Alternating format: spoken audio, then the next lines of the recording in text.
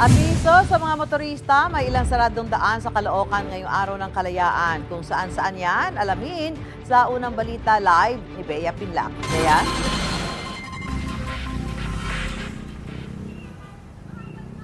Susan, good morning. Para sa mga kapuso natin na may lakad ngayong araw ng Kalayaan at magagawi rito sa Caloocan, ay may ilang daan po na pansamantala munang nakasara mula yan kagabi hanggang mamaya alas 12 ng tanghali. Ito'y para bigyang daan ang pagdiriwang ng Independence Day kung saan may maikling programang magaganap ngayong umaga.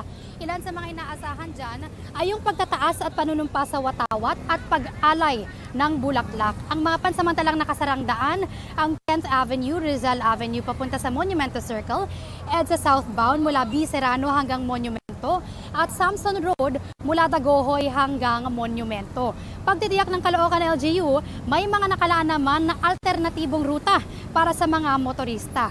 Pasado alas 4 ng madaling araw kanina, kapansin-pansin na Susan yung pagbigat ng daloy ng trapiko sa ilang alternatibong ruta.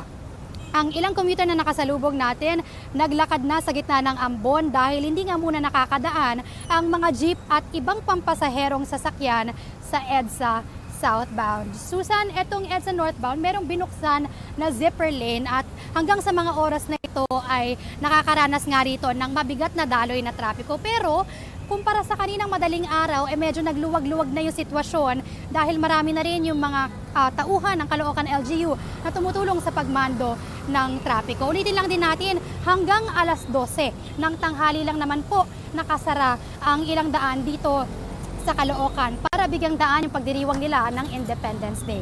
Yan muna ang latest mula rito sa Caloocan.